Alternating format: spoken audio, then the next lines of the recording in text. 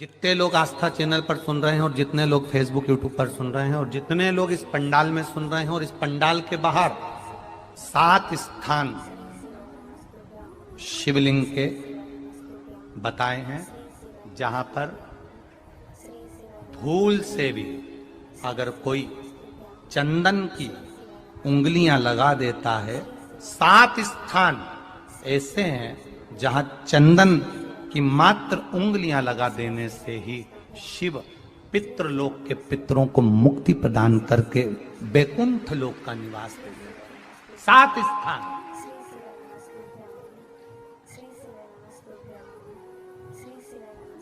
और वो 7 स्थान जो चंदन के बताए गए हैं, पहला भगवान देवाधिदेव महादेव के शिवलिंग पर चंदन का लेपन। समझ लेना जरा बहुत अच्छे से। आपको लगता है स्वप्न में कोई मुर्दे दिख रहे हैं या कोई जल रहा है या कोई मर रहा है या कोई चला गया है, ऐसा भय लगता है। बच्चों को मानी भेजूंगी ऐसा हो जाएगा, पति को मानी भेजूंगी ऐसा हो जाएगा, कोई हमारे कोई गलत तो नहीं कर रहा है, आपको लगता है। 7 स्थान चंदन के बताएं हमारे। पहला शिवलिंग, दूसरा जहां गणेश जी का स्थान है, मालूम है ना सबको? जम के बोलो जरा, मालूम है ना सबको? जहां गणेश जी का स्थान है वहां अलग से गणेश जी बैठे, वहां नहीं। शिवलिंग में जलाधारी के ठीक सामने राइट में गणेश, लेफ्ट में कार्तिकेय, बीच में अशोक सुंदरी। तो पहला चंदन बाबा के शिवलिंग पर, दूसरा गणेश जी पर चंदन की उंगली, तीसरा षडानंद कार्तिकेय पर चंदन की उंगली, चौथा अशोक सुंदरी पर चंदन की उंगली, पांचवा जलाधारी पर चंदन की उंगली, छठा जो शिवलिंग का जल बह रहा है इसके ठीक विपरीत की ओर चंदन की उंगली, और 7वां चंदन नंदी के मस्तक के ऊपर जो 2 सींग लगे रहते हैं उस पर चंदन की उंगली। ये कब लगाई जाती है? या तो अमावस्या के दिन। आपको लगता है कि हमारे पूर्वजों का उद्धार नहीं हुआ, हमारे पूर्वजों का कल्याण नहीं हुआ, कहीं अधोगति में कोई चला गया है, उसका बस एक बार, रोज नहीं जरूरत है, प्रतिदिन जरूरत ही नहीं,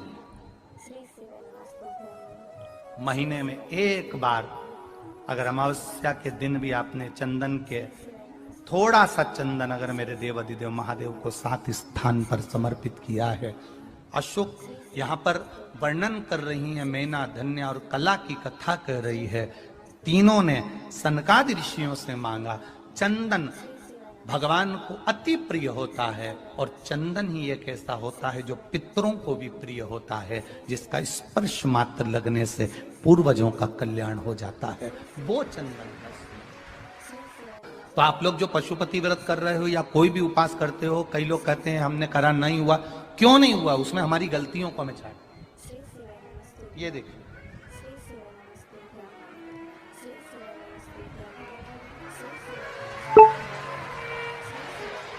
अब जैसे ये शिवलिंग रखा है, आपने जल चढ़ाया, अब जल आप यहां से चढ़ा रहे हो तो धीरे धीरे धीरे धीरे चढ़ाएं जिससे छींटे बाहर ना, यहां तक छींटे रहे ना, जलाधारी तक चलेगा, बाहर ना जाए। और एक बात का स्मरण रहे, यदि बेलपत्री, फूल, पत्ती जल चढ़ाने के बाद ये सब अगर नीचे गिर जाए, जलाधारी पर गिर गया या नीचे उतर गया, तुम्हारा पूरा जल चढ़ जाए, तुम्हारे पास में चंदन नहीं है, अबीर नहीं है, गुलाल नहीं है, कुछ भी नहीं हो, तो भी अपने हाथ की 3 उंगलियों से रेखा 3 खींचकर और फिर जो माला आदिकादिक भगवान की रखी थी उसी से भगवान का वापिस पूरा श्रृंगार कर कर फिर वापिस आइए, भगवान को पूर्ण श्रृंगार।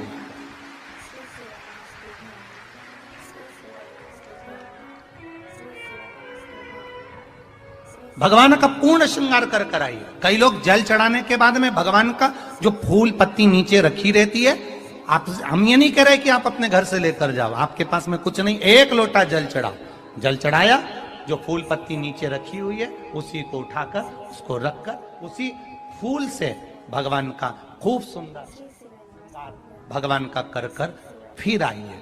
क्यों?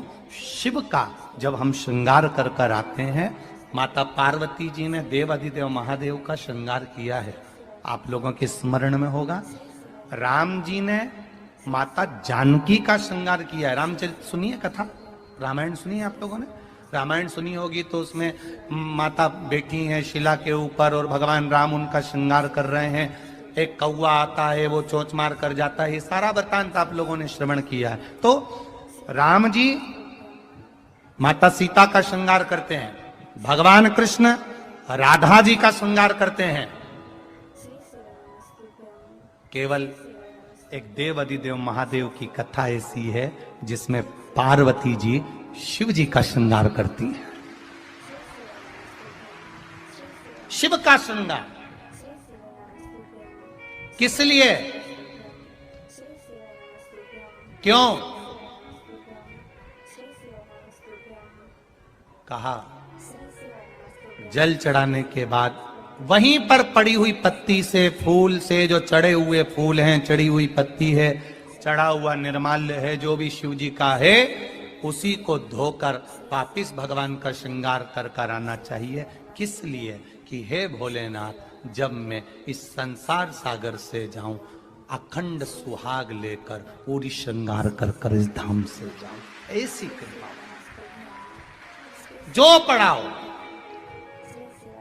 जो पढ़ाओ, चंदन नहीं है, हाथ से चंदन का स्मरण होना चाहिए। लेकर आइए कि मेरा ये कार्य है बाबा और आपको करना है।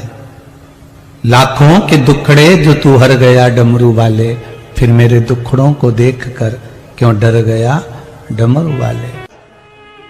और शिव महापुराण की यही सबसे बड़ी आनंदता कि आपको आग लगे बस्ती में और अपन रहो, अपने मस्त रहिए। जो ज्यादा गाली दे, ताना दे, अपशब्द बोले, जो तुमको ताने पर ताना दे, तुम और जोरदार खजूर वाली चोटी बना और ऐसा बक्तल लगाओ ऐसा वाला, और फिर निकलो, बोलते रहे, बोले।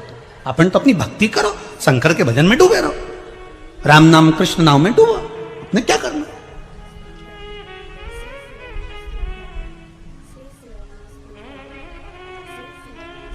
महाराज, राम की दृष्टि में शंकर बड़े हैं, शंकर की दृष्टि में राम बड़े हैं, कृष्ण की दृष्टि में शिव बड़े हैं, शिव की दृष्टि में कृष्ण बड़े हैं। क्योंकि भगवान कह रहे हैं मुझसे बड़ा मेरा भक्त होता है, भक्त मुझसे बड़ा है। तो जो भगवान की भक्ति करता है भगवान उसको बड़ा समझ लेते हैं।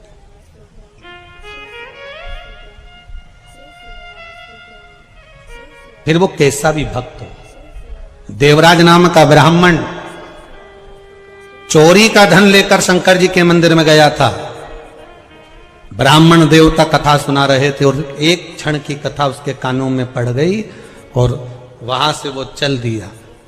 अब जो ब्राह्मण देवता कथा सुना रहे थे उनको क्या मालूम था कि चोर है, वो तो भक्त समझ रहे थे।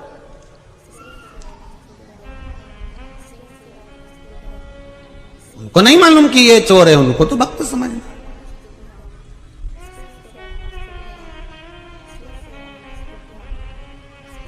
जैसे बेलपत्र के वृक्ष के नीचे चढ़ाया गया पानी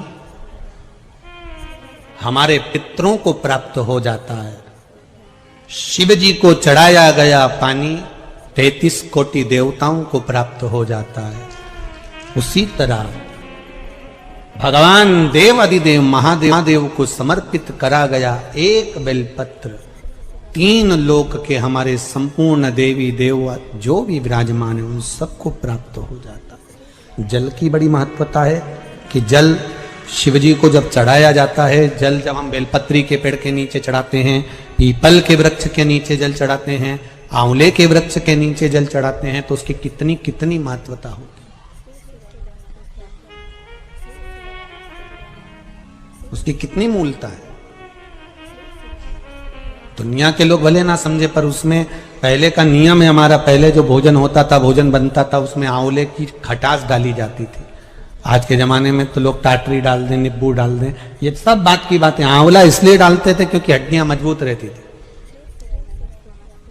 अब आज के समय में तो कहाँ लोग बस वो च्यवनप्राश मिल जाए आंवले का तो खा ले, पर नियम अगर माताएं बनाए कि आंवला नवमी पर आंवले के वृक्ष से आंवले लेकर आवे, आंवला नवमी के समय पर बहुत आंवले आते हैं तो उसके बाद में उसके पहले कभी भी ले आओ और आंवले इकट्ठे कर कर वही जब दाल सब्जी भाजी बनाओ उसमें पटक दो थोड़ा सा एक आध आंवला, तो उसका जो रस तत्व है शरीर की हड्डियों के लिए भी अच्छा। तो हमारे यहाँ बेलपत्री का वृक्ष, पीपल का वृक्ष, आंवले का वृक्ष, इन तीनों जगह पर जो जल चढ़ाया जाता है उसकी महत्वता भी हमारे यहाँ दर्शाई गई।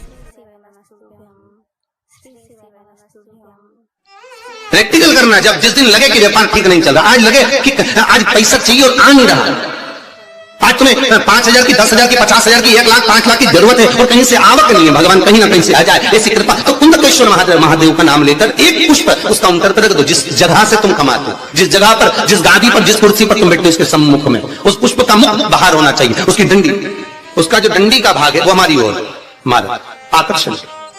जैसे भगवान को जो फूल देते हैं, आपको मालूम होगा ना, भगवान को जो पुष्प देते हैं तो पुष्प का मुख कहां रखते हैं? भगवान की ओर, ठीक है। मतलब जैसे भगवान गोपाल जी बैठे हुए हैं तो भगवान को अगर आप पुष्प दोगे तो फूल का मुख किधर रखोगे? भगवान की ओर। डंडी का मुख किधर रखोगे? अपनी ओर। उसी तरह जब अपने कार्य की सिद्धता के लिए अपन कोई कार्य कर रहे हैं, किसी को देना है हमको, तो ये पुष्प का मुख बाहर की ओर रखना। हमको जब काउंटर पर रखे तो सम्मुख रखे कि इससे हमें कुछ प्राप्त हो। पर दुनिया के लोग उल्टा फूल चढ़ाते हैं भगवान को। तुम हमेशा देखना, शंकर जी के मंदिर में जाएंगे तो जो शिवलिंग होगा ना शंकर भगवान का, जितने पूजन करने वालों को देखोगे ना, ये शंकर जी का शिवलिंग, तो फूल कैसे चढ़ा के आएंगे? ऐसे जमा के आएंगे, डंडी भगवान की ओर कर देंगे, फूल अपनी ओर कर देंगे, ऐसे भगवान को चढ़ाएंगे। फूल का मुंह अपनी ओर, डंडी का मुंह तुम्हारी ओर, मतलब कांटे तुम्हें चुभे, हमें तो अच्छे। लोगों को पुष्प चढ़ाना भी नहीं आता, पुष्प भगवान को देना चाहिए। बोलो रे भाई, भगवान को रिझाने के लिए कितने फूल भगवान को देना चाहिए?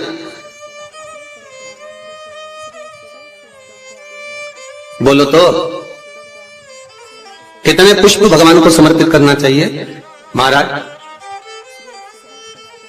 भगवान को कितने पुष्प देना चाहिए रिझाने के लिए? भगवान को, अभी यहां से आवाज आई थी, 4 पुष्प भगवान को समर्पित करना चाहिए। कितने पुष्प? 4। बचपन, जवानी, अधेड़ी और बुढ़ापा, 4 अवस्था संवारने के लिए भगवान को 4 पुष्प दिए जाते हैं। पुष्प देते समय जिस दिन तुम भगवान को पुष्प दे रहे हो उस दिन हमें कुछ भी नहीं कहना, हमारी तरफ से ये पुष्प भगवान से कहे। पुष्प भगवान से क्या कहता है कि भगवान मुझ में जैसी सुगंध है वैसी इसके जीवन में सुगंध देना।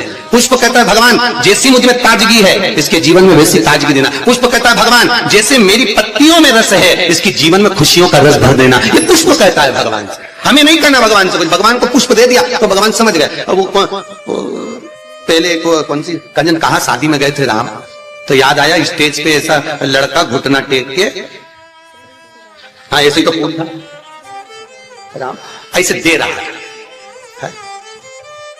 तो हमने पूछ लिया भैया ये हमारे यहाँ तो ब्याह में जब भावर होती है उसके पहले जयमाला कराते हैं, माला पिना देते हैं, तो ये फूल मूल का चक्कर तो हमको समझ में ही नहीं आया। तो हमने पूछा ये फूल काय को दिया है? तो कहा गुरु जी समर्पण के लिए दिया। हमने कहा बहुत बढ़िया। तो हमने कहा गोभी का दे देता तो सब्जी तो बन जाता। अब समर्पण के भाई देव मना नहीं है, पर हमारे यहाँ ऐसा विधान नहीं है फूल वगैरह देने का।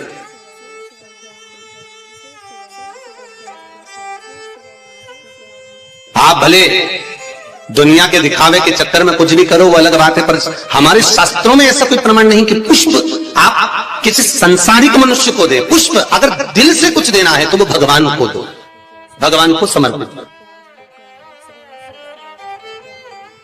हाँ कोई गुरु है, सतगुरु है, हम तो उनके लिए भी कहेंगे अगर कोई गुरुजन आया तो उसको पुष्प देने की जगह पत्तियां निकालकर उसके चरणों में बिछा दीजिए महाराज, गुरु के चरणार। जैसे शबरी अम्बा, आप ही की यहाँ की शबरी अम्बा रोज सेज बिछाती थी, बुआरी काटती, लगाती, भगवान के लिए सेज बिछा कर रखती। भगवान आएंगे इंतजार करती, बाट जोती, आएंगे और भगवान आए, भगवान प्राप्त हुए। और जब शबरी अम्बा के दरवाजे पर जैसे भगवान के लिए पुष्प बिखेर देती है, आप भी गुरुजन के लिए, परमात्मा के सुख के लिए। आप ये नहीं कि भगवान को बहुत कुछ दो, भगवान को अगर 4 पुष्प भी दे रहे हो तो बहुत है, और पुष्प भी नहीं तो एक पंखड़ी भी आप भगवान को दे रहे हो तो भी चलेगा। तो यहाँ तो शिव महापुराण में तो ये भी नहीं लिखा कि पंखड़ी भी दो, शिव महापुराण तो कहती है अपना दिल दो भगवान। क्या दो? अपना मन, अपना हृदय भगवान को दे दो। भगवान को संपदा नहीं, धन नहीं, दौलत नहीं, सत्ता नहीं, तुम्हारा वैभव नहीं, कुछ भी नहीं चाहिए। जो तुम पैसा चढ़ा रहे हो वो भी भगवान को नहीं चाहिए, जो तुम वस्त्र चढ़ा रहे हो वो भी भगवान को नहीं चाहिए, जो तुम आभूषण चढ़ा रहे हो वो भी भगवान को नहीं। भगवान तो करें हृदय दे मुझको, निर्मल मन सो मोहि पावा, आपका चित्त मुझे दे, और वो भी अच्छा देना। देखो हृदय भी देना तो अच्छा देना है, और भगवान को वो दो जो भगवान के पास में नहीं है। हम भगवान को वो देते हैं जो भगवान के पास में। लिया जरा वो फूल ले जाओ, भगवान को गेंदा का फूल चढ़ा दो, माला चढ़ा दो, ये चढ़ा दो। तो भगवान को, भगवान से भी तो पूछो तुम्हें अच्छा क्या लगता है, बताओ हम तुम्हारे लिए वो लेकर आएंगे। कभी भगवान से कहो जाके, अरे भाई तुम्हारे पास में अगर लाल कलर की साड़ी है और कोई तुम्हें लाल कलर की साड़ी दे दे तो तुम तैयार करोगी क्या? अरे बोलो तो, तुम्हारे पास तो पहले से अलमारी में 25-30 साड़ियां लाल कलर की रखी है, कोई पीली दे दे तो तुम तैयार नहीं करोगे। हाँ, ऐसा कोई कलर हो जो कलर तुम्हारे पास में नहीं है और किसी ने दिया तो तुमने उसमें तुरंत फाल पीको सब लगवा लोगों के तैयारी करके और तुरंत रख दिया। बोलो रखोगी कि नहीं रखोगी? और मालूम पड़े किसी ने लाल साड़ी दे दी, पीली दे दी, नीली दे दी, जो तुम्हारे पास में पहले से थी और अच्छी साड़ी थी तो तुमने बहू को दे दी। बोलो दी कि नहीं दी? तुम्हारे तो काम आ नहीं रही तो तुमने बहू को दे दी, और अच्छी थी तो बेटी को दे दी। थोड़ी भी साड़ी अगर गड़बड़ थी तो भागवत जी पे चढ़ा देना, ठीक है? तो भागवत पे चढ़ा होता है। कोई ने पूछा था कि गुरुजी ये दुनिया के लोग आरती में ही खोटा सिक्का क्यों चढ़ाते हैं? मंदिर में लोग खोटा सिक्का क्यों चढ़ाते? फटा हुआ नोट, खोटा सिक्का मंदिर में चढ़ाएंगे, धर्म की जगह पर चढ़ाएंगे, अच्छी जगह पर कहीं नहीं देंगे। पर तो हमने कहा भाई सीधी सीधी बात है, जो दुनिया में कहीं नहीं चलता वो इसी के पास चलता। ये निभाता यही है, जिसको सब ठुकरा दे, जिसको सब निकाल दे, जो कहीं ना चले वो महादेव के चरणों में चले। एक बार शंकर के पास पहुंच जा, खोटे सिक्के को भी चपटी भभूत में है खजाना कुबेर का। बताओ वो शमशान की भभूत कहीं चले? अरे बोलो तो कहीं नहीं चले। अगर कोई मुर्दा जलाने जाए तो घर आके नहाए, तो पत्नी करे बाहर बाल्टी रखिए नहा लो जा। और अगर ऐसे ही घुस जाए घर में फिर देखो तुम्हें तो अक्ल ही नहीं है, मुर्दा जला के आए हो, पूरी अक्ल वहीं पे छोड़ी आए के शमशान में। बाहर जाओ नहाओ, कपड़े भी वहीं छोड़ दो, वहीं गीले करो, जिस गाड़ी पर आए गाड़ी पर भी पानी डलवा, चप्पल भी गीली करो, मोबाइल